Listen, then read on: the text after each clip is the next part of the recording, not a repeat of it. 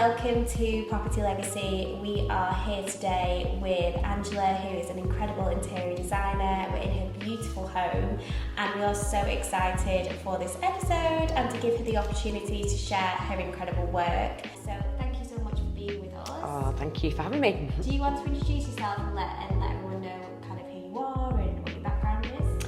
Yep, so I'm Angela Bamforth. I own a company called 3 Interiors. I have been an interior designer now for over 15 years and mainly do residential, working with people directly in their homes. So how did you get into interior design? Is it something you did from school, or is it something you wanted to do or you had life? Yeah, so I went to college and did interior design and then didn't really end up working in interior design for a while. I ended up working in a bank, but more of a call centre environment. And then from there ended up in recruitment, which at the time in the 90s, doing IT recruitment was very easy and very profitable. So I stayed in that for quite a while and interior design was a hobby. But no, I always wanted to get back into it. So I actually had set up a recruitment company myself and moved away from that and set up my own interior design company. I also went back to college and did like a business studies course. So kind of the combination of the two, I suppose, just gave me the confidence to set up on my own. And I'd already set the recruitment company up. So I was like, how hard can this be? I'll just do what I do in recruitment and just ring people all day. So I set off doing a lot of show homes because I wasn't scared to pick up the phone and speak to property developers, really. And probably just naive as well, really, just complete naivety, just like, hi, yeah, are you building houses? You're going to need a show home? I'll do it for you. So yeah, I kind of started from there, really. And at the start, I did everything. I mean, I did like toilets for an Indian restaurant at one point, I think. And over the years, I've sort of honed it down to who my ideal client is and yeah, the kind of work that I want to do. And it's really working with families who aren't, I don't do very glitzy, showy, high-end footballers sort of properties. Not that I would, be averse to doing that. It's just most of my clients have tended to be people who really want to have a lovely home, but they just don't have the skills or the time to do it themselves. And it tends to be sort of professional families. It tends to be people who aren't creatively minded. So engineers, scientists. That's me. Engineering background. So Yeah. It's difficult. I struggle to see. I can see a property from rubble to being structurally sound and more or less functional. Yeah. All the other bits, it's a pain in the backside. Yeah, exactly, this is it. And the thing is, when it's your own home, you know yourself, when it's your own home, it's like that's your sort of sanctuary from the world, isn't it? If it's not functioning properly, it doesn't feel right, but you don't have the skills, it can be really frustrating. It's also like your biggest asset, isn't it? Yeah. You're not going to spend really much more money than you are on your own home. So yeah, that's where I get the most sort of satisfaction in giving people a home that they just love coming back to every day, really. Yeah, definitely. And I think as well, like, especially after COVID and people's homes, I feel a lot more now over the last few years, they really have kind of become our sanctuaries. Yeah. And it's so important to kind of be in a space that you feel really comfortable in and like you're happy to kind of welcome people into as well. So the fact that you've really kind of found your craft in your target audience and you want those really nice, beautiful family homes, I think that's really an ideal market as well, because there are so many people that want that but just can't achieve it on their own. So like obviously we're here in your house today, it's absolutely stunning. Thank you. It's beautiful. Yes, I've got major house envy. Yeah, it doesn't normally look like this. Obviously I've tidied for you coming over. But yeah. Me and my partner, we were watching Friends the other day and it's the episode where Chandler finds Monica's cupboard full of stuff. Yeah, it just reminds me of like when you have people coming around, you're like, just shove everything in the one room that no one will see. Yeah. Everything else will be fine. Yeah. And then, like I mentioned to you before, we had a couple of rooms like that, my office being one of them, and the upstairs sort of playroom / office being another. But because we're putting the house on the market soon, it was a bit like, that needs to go back to being a bedroom, and the office needs to be a lot less chaotic than it was. So yeah, don't have those rooms anymore, so everything's in the garage. So obviously you started off, like you said, you're pitching yourself to companies for show homes. When did you kind of move into more of the family kind of environment? How did you find that was the place you kind of really wanted to put yourself? Yeah, I mean, I think I always wanted to do residential. The show homes sometimes just easier because it's B2B, Yeah. you know, and you're dealing with professionals who just get it. But a lot of the time, it wasn't that they didn't have the budgets, they just didn't want to spend the money as much. And also they don't care, it just has to look okay. They've sort of taken care of the functionality and everything else, haven't they? So, you know, actually more interesting, more meaty projects come from working with people on a residential basis. So, you know, for example, I've got a consultation next week, and I know straight away from what she's told me that she'll be blocking some doors up and, you know, maybe doing a bit of a shift around in terms of the sort of internal layout, and that sort of thing excites me more. I'm not entirely sure how I kind of got into it. I suppose it was just more doing more marketing and having the website that the show homes were good because it was a good portfolio builder. But then, you know, you get your first residential project from there, and then it's kind of, yeah, it's word of mouth, your portfolio builds, you can talk about that sort of project more, can't you? So that's kind of, it was a natural sort of progression, really. Perfect. Yeah. So how can using an interior designer help the property people that are either selling a property or designing their service accommodation? How can that help them? So I think there's two different, I mean, I've got service accommodation myself, and I think it's so competitive out there now that you have to just go that extra mile. And I think from a serviced accommodation point of view, it's, you want strong reviews, good reviews, you want repeat customers if you can, you want them to obviously tell their friends, but you want to stand out from all the other, you know, other serviced accommodation that's out there. And I think good interior design definitely does that. So the sort of reviews that I get for my serviced accommodation are things like, just practical things as well. The kitchen was really well stocked. We could literally cook a full meal in the kitchen. It was just great. We wanted for nothing. Everything just felt lovely. It was like a home from home. And that's the kind of, you know, vibe that you want for your people staying in your serviced accommodation, don't you? I think from a residential sort of point of view and people doing property, it's that return on investment, isn't it? You know, I mean, as I mentioned earlier, I'm putting this place on the market. This place is 2.5 times the value that it was when I bought it. And you know, I've been here a little while, so it should have increased anyway. I'm in a good area, fine. But the estate agents have come in and said, it's just turnkey, you know, someone could just come in, they might even want furniture. They'll just come in and they'll just be like, yeah, it's fine. I'm happy to pay a premium. And that's what you want, isn't it? You want that.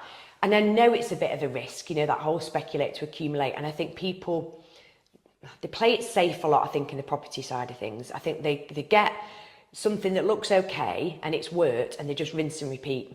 And that's fine, but you're not keeping up with that competition then, are you? No. Really? And I think people buying property nowadays are a lot more savvy and expect a lot more than they ever used to. Yeah. So you've got to sell that lifestyle, haven't you? Definitely. Yeah. And do you work on any projects, like flip projects or anything like that? I've done them myself, Yeah. but I've not worked on them for clients. But yeah, obviously that kind of thing. It's just, with that, it's more a timescale and budget, isn't it? It's got to look good and it's got to work, but it's got to be quick. Yeah. Which is great, and it's fine. I do think really good design does take a little bit longer, but I do think that if the flip goes over maybe a little bit over time, I think you'll get that back on your sort of investment when you come to sell, whatever it might be, if it looks really good. And have you got a favourite kind of project that you've worked on? And obviously we're sat in your home now that you're kind of getting ready to go on the market. Yeah. But we did speak before we started rolling the cameras about how much kind of time and love has gone into this as a project. So do you want to speak a little bit more about that? Yeah, so, oh God, so we bought it in 2015 and we just lived in it for a while. Kind of knew what we wanted to do, but that's something I would always say to people. You know, if it's a family home and you know you're going to do work to it, don't start hacking things about, like, literally as soon as you walk in the door. because you want to understand how you live in it. Like we had a dog, we had a different dog, but I've still got a dog. So I knew we needed sort of a place for him when it's muddy and wet, and I wanted a bigger hallway. The hallway was really small. It wasn't really good for welcoming guests and things like that. So those are the sort of things that you work out reasonably quickly once you start sort of living in it, really. So we didn't start the work until back end of 2017, and we took it from a 2-bed. There was a bathroom upstairs, but down here was like, how can I describe it? It was literally just like a wooden outhouse type thing bolted on the side of the house. It was very strange, and there was a toilet in that. It was just freezing. Any time of the year, just freezing. So now we've got 4 beds, ensuite to the main bedroom, bathroom, loo and kind of laundry room downstairs, utility, you know. So it just works as a good sort of family home, really, without massively increasing the sort of footprint really too much. Yeah. So yeah. Yeah, because it doesn't feel like you've extended it. It just feels just like a proper, a big family home. Yeah. You see quite a few out there that you can go and you can see the extension. You can see it just doesn't fit with the rest of the house. Yeah. Feel like integrated. No, exactly. Yeah. It's that type of thing that you need to get that detail there, because it just looks like it's. Some houses we've seen in Blackpool just have blocks attached to a house. Yeah. And the roof isn't the same.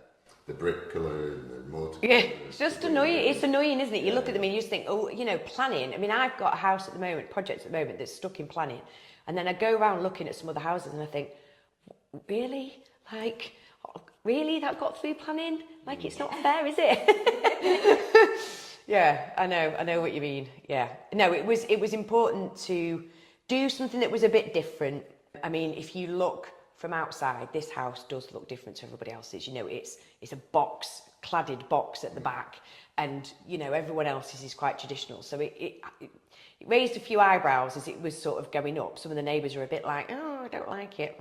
Tough, it's got through planning, and you'll get used to it because it's going to be gorgeous.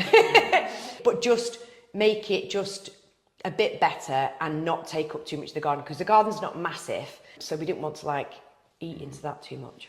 Yeah, you can run the risk as well. Like, I've seen some houses and it's basically your garden is a conservatory now. Yeah. And it's like, we need a little bit of give and take. Yeah, there's one not so far from here, and I watched it going up. I mean, it was like just a standard sort of 60s detached house, like a lot of them, around here are.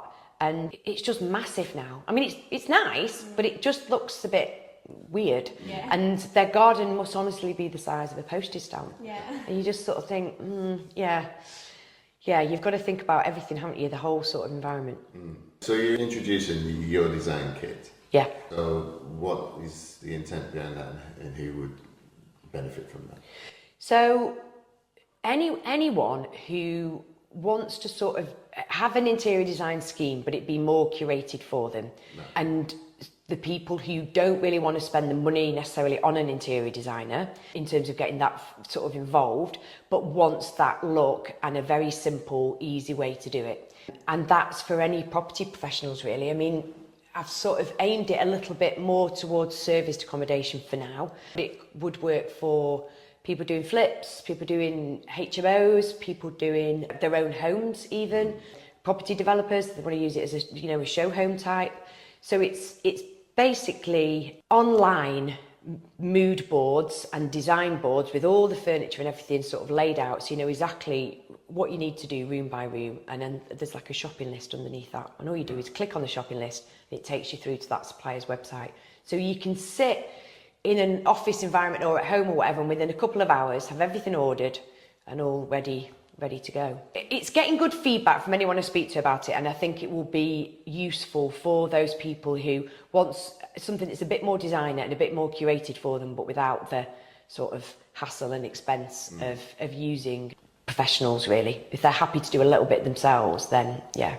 I think as well, it's like bridging that gap, isn't it? And I think as entrepreneurs in business, it's about identifying those gaps in the market and how you can help with different kind of pricing ranges and still kind of get that stamp of approval and your kind of craft across in that way. So I think it's an amazing thing you've created, and I think it will be really, really helpful for the whole kind of property industry. So, you know, it's aimed to lots of different types of people and types of projects. So I think it's something that people are going to get a really good amount of use out of. So I'm very excited to see more about it. Oh, thank you. Yeah, no, I'm looking forward to launching it. Hopefully that will be soon. And I do think it'll be useful. I mean, I was getting asked, when I was going to property sort of networking events, I was getting asked for what I've created in your design kit, really. And actually, I'd sort of, this is what I usually do, half start a project and then it gets dropped because I get busy doing other stuff.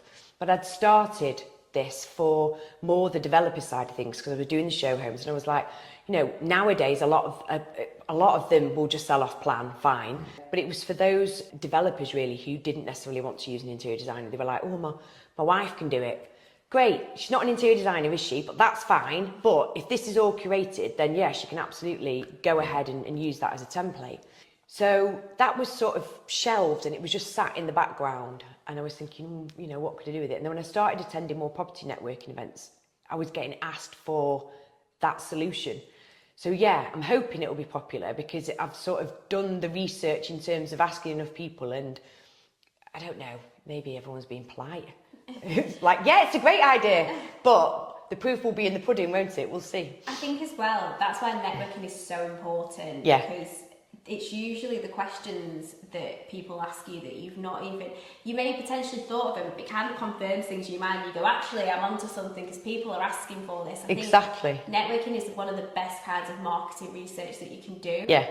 Because you have that opportunity to ask those questions as well. And sometimes you can go into those scenarios and you can actually kind of set yourself a plan and be like, right, these are some conversations, these are some questions that I'm going to ask certain people in the room and see what kind of feedback you get. So I think kind of having that confirmation from those people too has really kind of helped you shape something that's going to now be coming to fruition as well. So that's very exciting. Yes, it is exciting. Yeah. Yep. So besides, obviously, that's a big thing that you're going to be launching soon. Have you got any other kind of projects that you're either currently working on or anything coming up in the future that you're quite excited for? Yeah, so I've got basically Full House in Hale, where I've sort of stepped up a little bit more, and I wouldn't say architect because I can't say architect because I'm not an architect, but have worked with the architect very closely, and he's really just sort of drawn up the plans that I've sort of given him in terms of the space and everything and how it's going to look, and possibly why it's still in planning. But anyway, I wanted like a nice big gable at the front. They were like, no, you're not allowed a gable, you're not allowed this, you're not allowed that. I was like, oh God, okay, fine. So yeah, so that is basically, we're coming out a little bit at the front, we're going out at the back. We'll do similar to what I've got here, which is like a big sliders, but with them doing a sort of overhang as well, so you can still sit out there when it's raining, because yeah, that happens a lot, doesn't it? Games room, a kid's snug. So there's not really very many sort of internal walls that are going to be sticking around really. There's like the core of the house. We're even changing the staircase.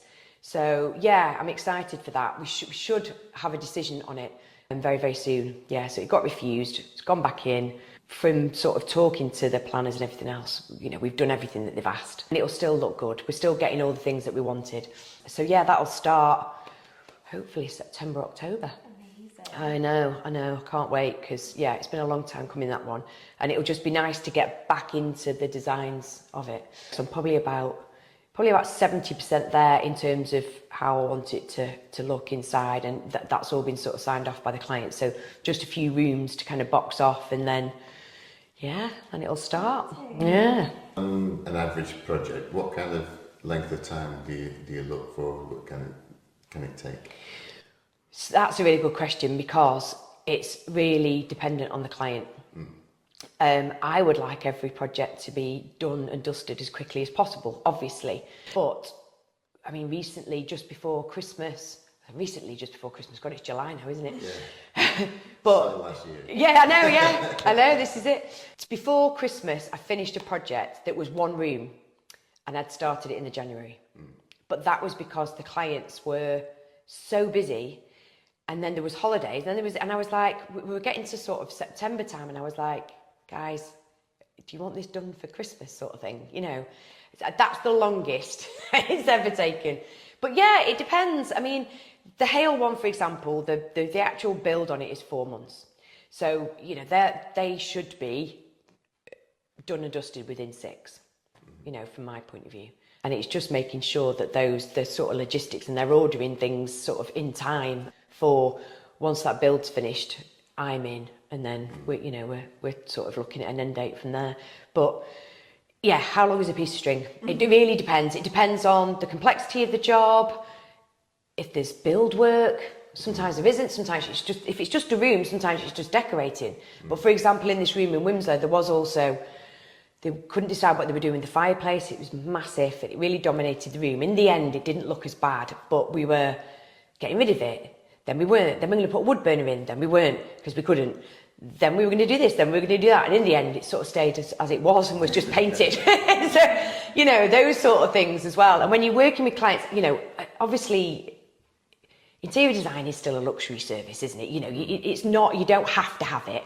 So, you know, generally the people that I'm working with have the money to spend, or the money that they've put aside. But a lot of the time, they're working in the jobs to pay for that as well, aren't they? So they're busy, and yeah, things can escalate, as it were. So yeah, it depends very, very much on job and the client, really. Not me. I'm just like, come on, get it done. Yeah. No, it's just because if you're like a property investor who's wanting to do a flip, then obviously in doing bridging finance and all that kind of stuff, Yeah. they're limited to time. Yeah. So it needs to be systems that they can put in place and talk to professionals to get it through and get it through quickly. Yeah. To make sure it does stick within that 6 month time or 4 months time. Yeah. And all that kind of stuff. So it's just interesting to see how it can, obviously dependent on the actual project, but how it could actually fit into different strategies and how you do it, or whether it can be done once you've bought a property that you're going to keep for a long time, you know. So yeah. It just depends on the actual project itself. Yeah, I think with a flip, you know, you've got that sort of time scale, haven't you? I think if someone is thinking of doing flips, they've got to almost have a good idea of what they're doing before they're going into that property, don't they? And I think that if they were talking to an interior designer as soon as possible, then there's no way that you can't work with, you know, a quicker timescale like that. And actually, you know, it's great, because if I was looking at it from my point of view, you can fit those projects in and around the bigger projects that are taking a lot longer. You know, let's be honest, from a cash flow point of view, you need those smaller projects as well. You know, I can't sit here with all my eggs in one basket of like a massive project. I have to fill in around it. So yeah, it can get a bit tricky from that point of view. But I think, yeah, flips, one rooms, you know, couple of rooms, that type of thing, they're the sort of projects that fill around the gaps for me, for sure. Okay. And what area do you work in? It's just the northwest, is it the north? Realistically, within an hour and a half travel from Bramall, mainly because once you start on a project, you visit quite a lot. So you don't want any more than like 3 hour round trip in a day. It just gets too much. And yeah, I do like to be involved, and especially when I'm working with families. And you know, a lot of the time, Hale, for example, they're going to be moving out, so they're going to want to meet me on site and see how things are going, and that's fine because it's literally 20 minutes. That's ideal. So you know, when you look, you just have to be a bit more savvy with your time planning when you've got one that's. So it has to be sort of worth it if you're going to go further afield, really. So yeah, my main areas are like Bramall. Great, because obviously I could walk there. Bramall's good. Bramall, Poynton, Wimslow, Alderley Edge, Hale, you know, that kind of area where it's 20 minutes, half an hour is ideal. And then up to an hour and a half max. Yeah, and obviously with Manchester traffic, up to an hour might not be that far. This is it. I know, this is it. I mean, you know, yeah, I went to go and see a client for a consultation in Manchester the other week, and luckily the traffic wasn't that bad, but you do kind of think, God, yeah, I mean, it was still like 40 minutes. So 40 minutes either side of a couple of hours, that's like, it's half your day gone, isn't it, for just a couple of hours consultation, really. So yeah, it's tricky. If somebody wanted to work with you, can you explain kind of who you'd like to work with, how they can work with you. Yeah. Because obviously there'll be lots of people that are watching this, whether you're tuning in to it when it comes out or whether it's in the future. Obviously we've got all of your contact details, but if there's anyone in particular that you would like to work with, how can they get in touch with you? Yeah, so all of my contact details are on my website, and there's loads of contact me buttons there, which will either take you through to an email that'll come to me, or you can set up a discovery call. I think the easiest thing to do is to look at the website, and it gives you just a better idea of projects that I've done, and then get in touch that way, and we can set up a call. So yeah. Thank you. Yeah, no, thank you. So that's the end of today's episode. Property Legacy Podcast will bring you another episode in another couple of weeks. To support Property Legacy, you can find us on Instagram, Facebook, TikTok, LinkedIn, and we've got a brand new website. You can go on there and find out more about your hosts, how to get involved with the podcast, and any future events that we may be involved in as well. You can find us on YouTube, Spotify, and Apple Podcast. Please like, subscribe, and give us some reviews and feedback on what you want to see on future episodes. Thank you so much for supporting us, and we'll see you on the next one. Bye. Bye.